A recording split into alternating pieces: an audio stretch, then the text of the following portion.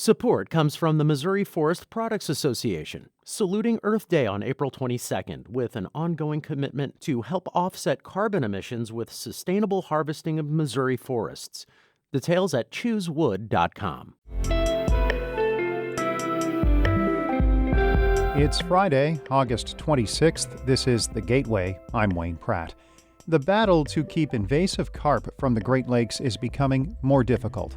Scientists on the Illinois River say the voracious eaters keep coming and other species are threatening the rivers. You hear reports of things starting to make their way from down south or up north that could be the next one that it could alter the food web or the abundance and diversity of the fish that we have here. We'll have that story in just a few minutes. Another federal emergency management agency disaster recovery center opens today in the St. Louis region. Officials from FEMA and the Small Business Administration will be at the University City Recreation Center to help people recovering from last month's flash floods. It's the fourth center to open in the region. The others are at the Hazelwood Civic Center, Rankin Technical College in St. Louis, and the Developmental Disabilities Resource Board building in St. Charles. FEMA has already approved nearly $35 million to help people in the area recover from the flooding. Illinois officials have unveiled the first draft of a new state water plan. It was last updated nearly 40 years ago. Mawa Iqbal has more. A task force made up of several state agencies is tackling critical issues, including climate change and flooding. This comes as communities in Metro East St. Louis recover from recent flash flooding due to heavy rainfall. Les Couture with the Illinois Department of Natural Resources says this new plan will focus on lower-income communities most vulnerable to those events and to poor water quality. He says that will include keeping people who may not have internet or smartphone access informed about what the state is doing. The task force will also address upgrading Lake Michigan's ports and preserving aquatic wildlife habitats. I'm Mawa Iqbal. The final two St. Louis aldermen charged with bribery for accepting cash and other gifts in exchange for helping a developer receive incentives will plead guilty today. Former 22nd Ward Alderman Jeffrey Boyd will appear in federal court. Former board president Louis Reed will do the same. Both are facing multiple felony counts for their role in the scheme. The third man involved, former 21st Ward Alderman John Collins Mohammed, pleaded guilty on Tuesday. He will be sentenced in December. People with outstanding warrants from St. Louis Municipal Court will have a chance to get a new court date on the calendar. Officials are holding a warrant reset day today at 1520 Market Street. Individuals can come in without fear of arrest and schedule a new court date or take care of charges immediately. The city's Department of Personnel will also host a job fair. It's the fifth year the city has offered warrant forgiveness.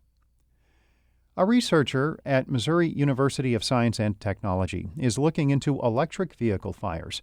St. Louis Public Radio's Jonathan Ahl reports on the lack of studies on the potential risks to people and buildings. Missouri S&T professor of mining and nuclear engineering Guang Zhu says he thinks electric cars are safe, but he says there's a lot less research about the risks of charging electric vehicles than the fueling of gas-burning cars. We have limited understanding of that. You may be more safer, you may be not. We don't know. But the thing is, the risk is different. Zhu is conducting research on how electric vehicles charge, how fires may start, and the best practices to fight those kinds of fires. He's sharing his data with vehicle and charger manufacturers, as well as people who write building codes and develop standards for firefighters. In Rolla, I'm Jonathan Ahl, St. Louis Public Radio. The Missouri Botanical Garden will open its nearly $100 million new visitor center tomorrow after 2 years of construction.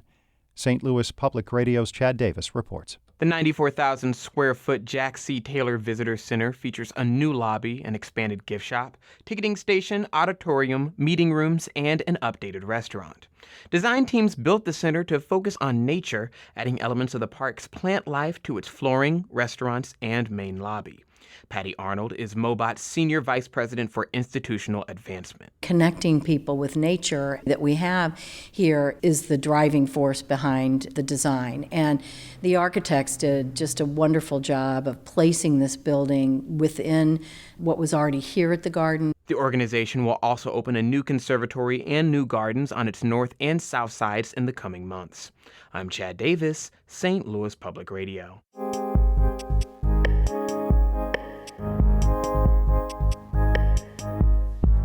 Federal and state agencies spend millions of dollars a year to keep destructive carp out of the Great Lakes. Meanwhile, at least 25 destructive species, from water fleas to bloody red shrimp, are inching closer to the Missouri River Basin, and that could mean big trouble. Juan Pablo Ramirez Franco reports. The invasive carp has invaded nearly every part of the Mississippi River, devouring up plankton and leaving native fish like walleye, perch, and whitefish to go hungry. That's what brings scientist Jim Lamer and his crew out on an electro-fishing boat on the Illinois River on a warm summer day. There are more silver carp here than just about anywhere in the world. Lamer runs the Illinois River Biological Station in Havana, Illinois. Because they're voracious eaters and they're eating the base of the food web.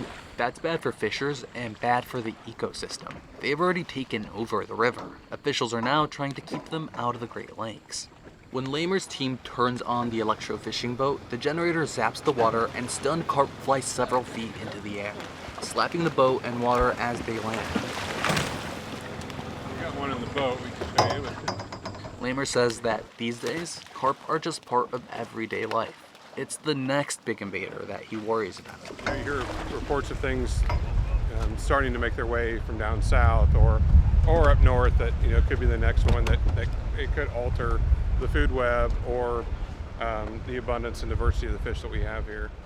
Robert Hirschfeld has spent more than a decade studying the impact of aquatic invasive species in Illinois waters for the Prairie Rivers Network, a nonprofit advocacy group.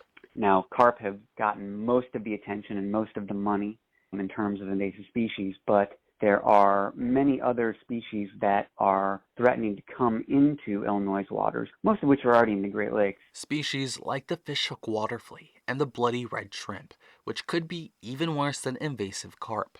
The U.S. Army Corps of Engineers is studying the problem. It issued the Great Lakes and Mississippi River Interbasin Study in 2014, which explored options for keeping invasive species from spreading between the two waterways. It found that 25 species could threaten the river ecosystems, which are some of the most biodiverse in the world. Ruben Keller leads an aquatic invasive ecology lab out of Loyola University in Chicago, where he's been researching the existing fail-safes preventing invasives from going back and forth between the Illinois River and the Great Lakes. We know that fishhook water flea, we know that bloody red shrimp get to very high densities in Lake Michigan. That gives us every reason to be concerned, to try and be proactive, keeping them out of other freshwater ecosystems. The Army Corps has built massive shock barriers to stun Asian carp and keep invasive fish out of the lakes. They cost millions of dollars a year to operate, but fish aren't the only threat. Keller is investigating how well the barriers work against invertebrates, those little, sometimes microscopic, spineless organisms like quagga mussels, scud, water fleas, and bloody red shrimp. One of the things we've seen is that it doesn't affect invertebrates as much as it does fish. What he found is that the expensive barriers at the Chicago Sanitary and Ship Canal may keep carp out, but invertebrates can still drift through. The electric zap doesn't fully stun them. We know that they can move through. We know that invertebrates have moved through before and caused some really big problems as invaders, like the zebra and quagga mussels, which have killed off native mussels and blocked up water intake pipes for power plants. So we ought to be out there, doing the science to try and figure out what the risks are. He says we don't even know the risks such species pose to the Illinois and Mississippi rivers, because very few are studying it, and fewer are spending money to stop the problem. Meantime, the Corps has launched another expensive project to keep invasives out of Lake Michigan, a nearly $900 million plan to upgrade a complicated series of locks and electric and acoustic barriers in Joliet, Illinois. But Robert Hirschfeld from the Prairie Rivers Network says it's just another one-way solution. It might keep carp out of the lakes, he says, but that's about it. If we can spend billions, hundreds of millions on the Great Lakes, where is the vision for our rivers, our inland rivers? The Great Lakes have a compact. 8 states have signed on. They have a big environmental initiative. That's how advocates and agencies get millions of federal dollars to keep invasive species out. But the Mississippi River Basin doesn't have that. Environmental groups lobby to protect the basin and its natural resources, but it lacks a shared governance. It lacks a constituency. Advocates say without more resources, the Mississippi and its tributaries remain uneasy waters. In Havana, Illinois, I'm Juan Pablo Ramirez Franco. This story is from the Mississippi River Basin Ag and Water Desk based at the University of Missouri School of Journalism. The Gateway is a production of St. Louis Public Radio, a listener-supported service of the University of Missouri St. Louis. Music by Ryan McNeely of Adult Fur. I will be out Monday. Jonathan Ahl will be at the helm of this daily extravaganza. I'm Wayne Pratt. Have a great weekend. Support comes from the Missouri Forest Products Association, saluting Earth Day on April 22nd with an ongoing commitment to help offset carbon emissions with sustainable harvesting of Missouri forests. Details at choosewood.com.